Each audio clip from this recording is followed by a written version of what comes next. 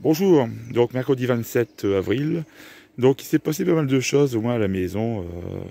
Alors c'est pas forcément ce que je préfère, il n'y a pas eu d'essaimage, mais bon c'est des situations un peu casse-pied, parce qu'on sait jamais si la reine est en fin de cycle ou c'est un désir d'essaimage. Donc je contrôle tous les 5 jours, donc celle-ci pas de problème.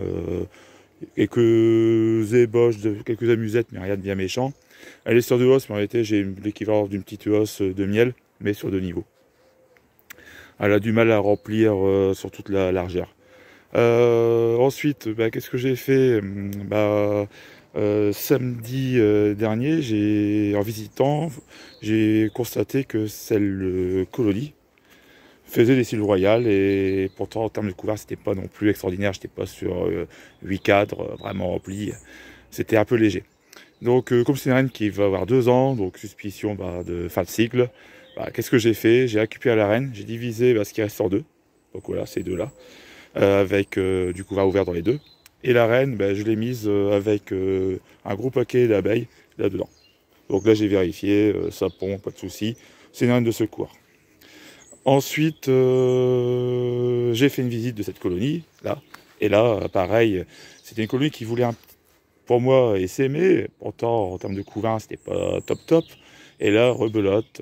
Pourtant, j'ai tout fait pour casser cette envie d'essaimage. Mais je pense plutôt que c'est du remérage. La reine de l'année dernière, peut-être mal fécondée. Elle est pas très grosse.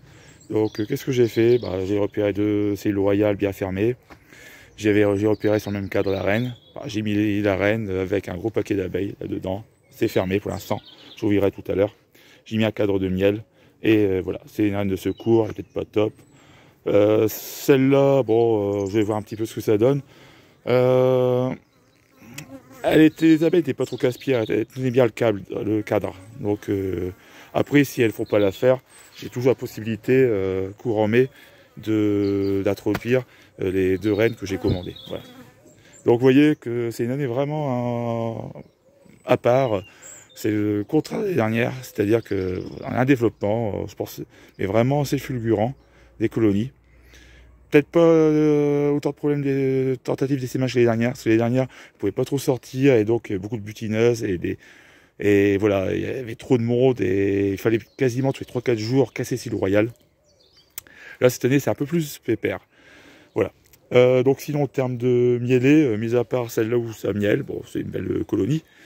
J'ai pas de colza, ça je vous l'ai déjà dit, mais bon, il y a d'autres fleurs à proximité. Bon, ça les empêche pas d'aller sur le colza, vu que certaines ont leur tête jeune. De l'autre côté, j'ai pas fait de vidéo, mais honnêtement, c'est atroce. Atroce dans le sens que c'est lourd. Je suis à 3 os pour quasiment chaque ruche. Voilà. Et je vais peut-être faire une première petite récolte, essayer de récolter l'équivalent de 50 kg ce week-end pour libérer des cadres. Et puis pour que ça soit au moins tour de pise au rucher. Voilà. Pour l'instant, un printemps intéressant. Le point positif, c'est qu'il n'y a pas eu de froid là. Vraiment, on est sur une continuité. On va enchaîner mielé sur mielé. Attention néanmoins au risque de sécheresse. Donc il faudra quand même d'ici peut-être 10 jours une bonne grosse pluie ou plusieurs épisodes pluvieux pour, on va dire, finir l'année en beauté. Donc là, il ne reste plus qu'à attendre les fécondations. Bon, en principe, je croise les doigts, j'espère tomber sur la bonne fenêtre de tir. Parce que là, j'ai quand même pas mal de colonies, de nouvelles colonies. Il y a celle-là aussi, et j'en ai une autre sur le rucher. Oui, donc en plus j'en profite, là je l'ai fortifié un petit peu avec un cadre de couvert fermé de l'autre rucher. Voilà. Au bout d'un moment, on ne va pas créer des colonies, il faut aussi, on va dire, fortifier un petit peu les colonies qu'on a créées, qui ont tendance à se dépeupler, surtout quand il n'y a pas de reine. Donc l'introduction à un cadre de couvain ouvert ou fermé, plutôt fermé ici, surtout quand il y a un manque d'abeilles, ça ne peut faire que du bien. Donc voilà. Donc pour l'instant, rien d'autre. J'en ai profité quand même néanmoins de faire un tour au Varomède, parce que pas de reine, donc c'est parfait pour faire un petit traitement pour limiter la pression du varroa. Voilà. Allez, à bientôt.